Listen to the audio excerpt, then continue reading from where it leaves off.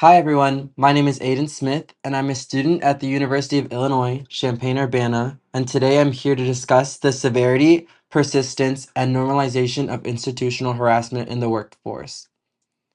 My goal with this podcast is to spread awareness and open the conversation to everyone and encourage a genuine reflection on a problem that affects millions of people, yet too often goes unspoken. Harassment in the workplace is not just an individual issue, it is a structural and cultural one, and today we are taking a holistic look at how it operates within institutions. I am fortunate enough to be here today, joined with three incredible guests who will share their stories and help us explore this issue from different perspectives. First, I'm here with Maria Ramirez. Maria is a Hispanic mother of three multiracial children, working as an academic advisor at a community college for over 10 years. She is adamant about her passion for work, yet she is also open about the interpersonal and racial harassment she has experienced and witnessed in her professional life. Our second guest is Anthony Tyrell. He is a manager and employer at a sales corporation who personally handles employee relations and work conduct amongst his team, doing his best to reduce and mitigate any forms of discrimination and harassment within his office. Lastly, we are here with Alexis Smith, who is graduating this semester and new to the institutional workforce. She is here with us today to help us better understand the concerns, expectations, and uncertainties around harassment in her future career that many young professionals carry with them as they enter these institutional environments for the first time. Before I continue, I want to open the floor to my guest to chime in at any time. That being said, if there's anything you'd like to add to your introductions or clarify, please feel free to do so now. No, thank you. Thank you for the Thank you. introduction. That was very well said. Of course, thank you guys for being here. Thank you for having us. Before diving into personal experiences, I want to define a few important terms that will guide our conversation today. These concepts give us a shared language for understanding what we mean when we talk about harassment in institutional settings. First, harassment itself is an unwelcome behavior based on protected characteristics such as race, gender, religion, and others that is sufficiently severe and persuasive to create a hostile work environment. A microaggression is a subtle, often unintentional or normalized behavior through comments, jokes, and exclusive acts that communicate bias or disrespect towards marginalized individuals, frequently dismissed as harmless or just joking, but often is cumulatively harmful. Institutional or structural harassment and discrimination is when harassment is not just interpersonal, but embedded in the organization's norms, policies, power structures, culture, or unbalanced representation. A hostile work environment is a pattern of harassment, discrimination, or demeaning behaviors that creates an atmosphere where marginalized individuals feel unsafe, unsupported, or unwelcome. Underreporting or retaliation risks are many incidents that go unreported due to fear of reprisal, a belief that nothing will change, or lack of trust in HR or their leadership, which can perpetuate the problem even further. Implicit bias and stereotypes um, are unconscious associations or beliefs about groups that influence behaviors, decisions, and interactions in subtle ways or overt ways.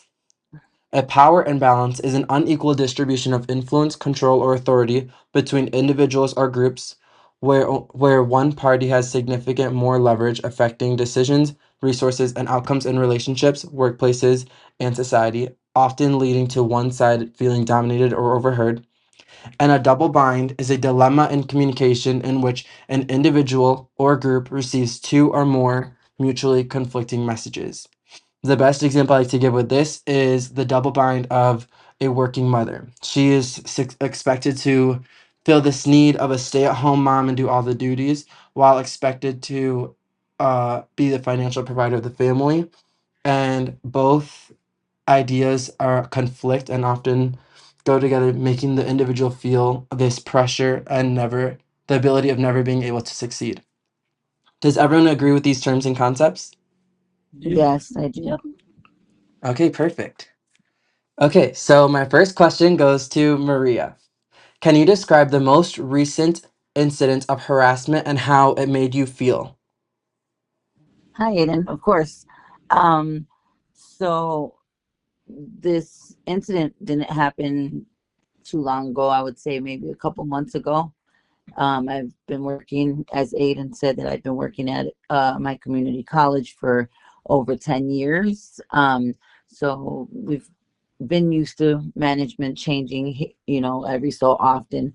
So we've recently had new management come in, and um, we have our offices. The academic advisors have their offices, and we face another office.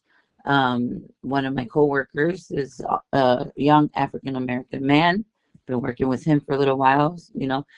He happened to be in my office this morning, and the new supervisor, which is also a young African American man, comes in and into my office and looks at my coworker, and then looks at me and says, "Hold on, hold up, Maria. This is going to take a minute. This is something you don't understand. It's a black thing." And him not knowing that I have biracial children. I was married to a black man for more than 10 years. Him assuming that I did not know that I could relate to what he had to say because of our color, made me feel some kind of way.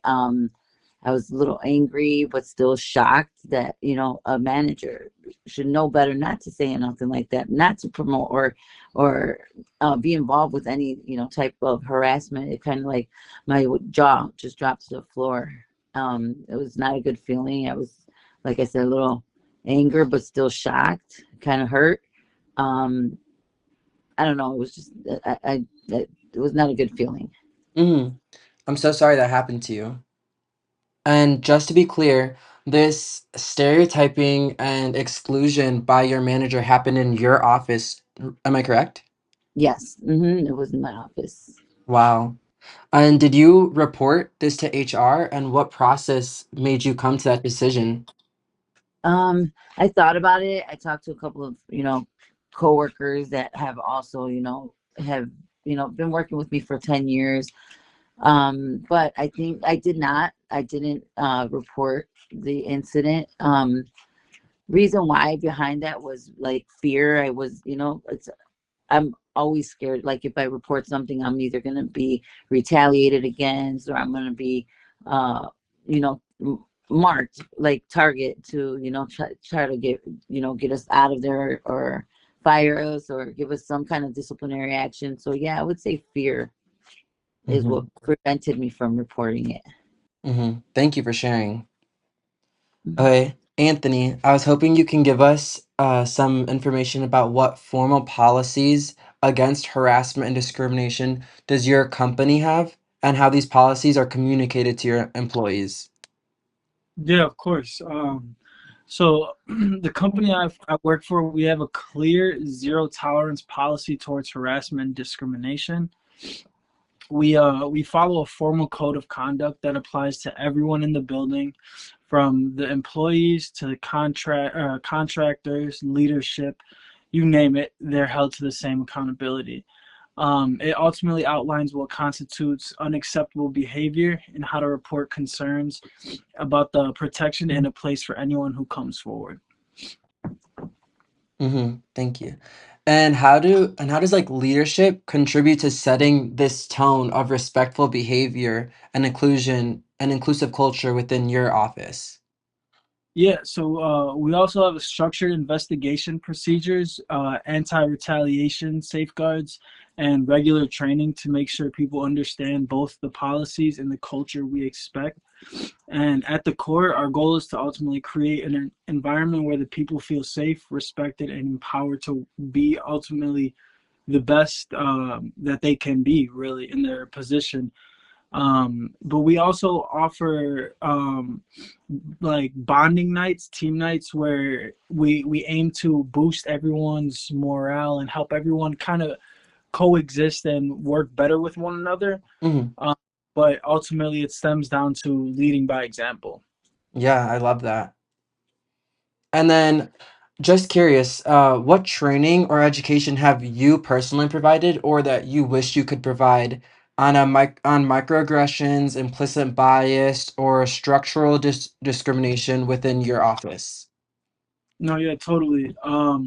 Training honestly begins on day one. You know, when we're brought into our Definitely. orientation. You know, our handbooks, we're included in our welcome package.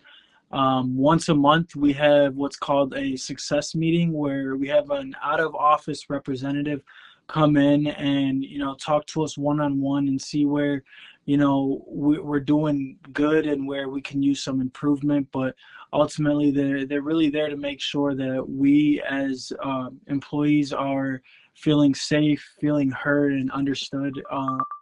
And I think it's really nice to have that meeting every 4 weeks. Mm-hmm. Yeah, but we always strongly encourage everyone to if they see anything, report it, no matter what the case may be. But yeah, we do offer anonymous programs where we can go ahead and submit a report to if you feel a little weary on coming up front. But yeah, we definitely do have the tools. Yeah, that's great. Those anonymous reportings and just how you talked about communicating with your employees about being open really helps end that stigma or fear that Maria talked about for reporting and retaliation that a lot of people assume follows. Mhm. So now, Alexis, I'm curious. As you enter your first or your early jobs, what worries or concerns do you have about possible discrimination, harassment, or microaggressions for your future career? What stereotypes or assumptions do you fear that is going to encounter your workplace? Well, lengthy question. But first, I want to say thank you for having us here today. Yeah, thank you for joining me. Of course. So, I think to answer your first question, as a future teacher, I think one of my biggest fears is the subtle forms of discrimination, or as you said, microaggressions that go unnoticed. Like Hmm. in Maria's case, that she had said, these offhanded comments that just just don't sit right. Hmm. I feel worried that these situations, like when you're put in them, you'll be seen as oversensitive or as like being too touchy, not a team player, if it doesn't sit right with you. Hmm. Yeah. Um, and for your second question about some stereotypes, Yes, I what think, stereotypes or assumptions do you fear encountering in the workforce? ooh, I think there are a few stereotypes that I'm pretty fearful of. I'm Hmm. mostly because I am quite young. I think the parents may be judging based off age or within the facility, like other teachers just coming at me because I am multiracial, like just based off my teaching style or any little comments that they have to say. Hmm. And being young and multiracial, do you assume that people would not respect your authority? People would assume you're not incompetent? Or what fear do you think that those characteristics are going to make your working harder? I definitely do feel that they may like see me as less than, being as that I am African American. Um, and that just like kind of goes back to your past question of like the stereotypes and Yeah, yeah. definitely. I definitely agree. And lastly, what do you feel would make you feel safe supported, and valued at work from day one? There's definitely a few things. I know Anthony had touched base on a few of them, but I think like clear policies so that way everyone's on the same page, a good support system with your team and your leaders, um, or even like back with the support system, the anonymous links that Anthony had mentioned, Hmm. or just like a great form of open communication so you feel that there's someone you can go to on your team. Yeah, I definitely agree with a lot of the points Anthony was saying on just keeping open policies and really informing your employees. Definitely. I just wanted to quickly say thank you all for your responses. It's not always easy being open and vulnerable around tough topics like this. Now I want to shift the conversation towards a specific perpetual factor of institutional harassment, the culture that allows harassment to continue even when policies exist on paper. So, Maria, now looking back, do you think that this behavior from your manager was normalized by your workplace culture? I would say yes, yes, because we all like to have like the feeling or the thought of like, yeah, this is your work family, we're family. And that makes it a lot easier for it to become normalized if, you know, someone says something inappropriate, or someone maybe touched you or in an inappropriate way, or and saying, hey, yeah, we're family, we wouldn't do nothing like that to one another. So Hmm. in that aspect, I feel like yes, it does seem to be normalized, Hmm. Like that which family is narrative. Oh, sorry, continue. I'm sorry, which is unfortunate. Yeah, I agree. Like that family narrative just allows this, creates this gray area of what's okay and what's not okay. Hmm. And then, Anthony, how do you personally balance informal office culture and quote unquote friendliness with a need for professional boundaries and respect? Yeah, so I balance an informal, friendly culture with professionalism by maintaining clear boundaries. I'm comfortable being approachable and collaborative, but I'm always mindful that communication stays respectful and appropriate. So if, conversations or actions start drifting into, let's say, a territory that could ultimately make someone uncomfortable, I tend to redirect it, which it allows us to stay positive, connected, and ultimately, like, just keeping remaining on the same page to say the least. Hmm.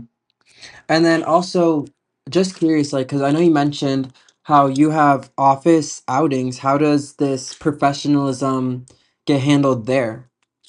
Yeah, so we understand the importance of having a good office culture, by offering these outings once a week. We tend to do something, whether it's game night or offering tickets to a sporting event or holiday parties. But we ensure that these party events, even though they are outside of the office, they still um, uh, remain under the same, how could I say, policies as they would in the office. So just make sure everyone is respecting one another, being mindful that the policies, again, that are held accountable in the office will be treated outside as well. Hmm. And speaking of policies, Alexis, do you feel confident knowing your rights and protections as a future employee? Um, I would say I feel somewhat confident, but not fully. I am aware that like schools have policies and union protections and legalities that are meant to prevent these situations. Hmm. There's always that thin line that comes between the rule book and then what actually happens. Definitely. And then one last question. When you think of a work culture that strongly endorses harassment, what comes to mind? Mm, there's a few, but like you see, there's like the things that get brushed off as jokes when, like I had said, like it clearly crosses a line that makes you feel some type of way. Mm-hmm. Usually, it's like in an encounter between a male and female, like like coworkers. Yeah. And typically, when the person who speaks up, they get labeled as like overreacting, Mm-hmm. like I had mentioned earlier, the not team players. And to me, it's less about one big incident and more about these little patterns, little comments, and the power imbalance. Bless you. Bless you. The lack of accountability that people take, and it, like Maria said, it's become so normalized, and then once something becomes normalized, it's kind of hard to change it. Yeah, I definitely agree. Also, what comes to mind is just being the minority in any career. There's just always a hard subject, and it leads to a lot of gray area where this harassment's just allowed. No, yeah. Mhm. When we talk about institutional harassment, we are not only talking about individuals, but we're also talking about the system itself. We are talking about cultures that normalize and perpetuate this inappropriate behavior, downplay harm, protect authority figures, and silence those who are impacted. Some workplaces operate under rigid authority systems, while others promote themselves as a family like or extremely informal culture. Surprisingly, both can enable harassment.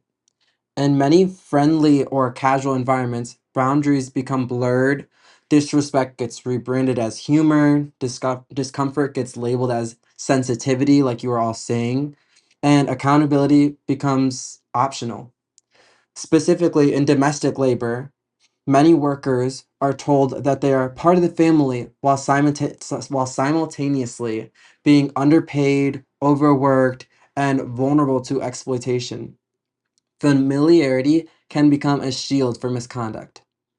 Actually, a recent meta analysis from 2024 and 2025 found that among nearly 3,000 workers across multiple studies, uh, show that 73.6% reported experiencing microaggressions at work, and Wow, 18.8% reported a racial discrimination. I completely agree. Wow.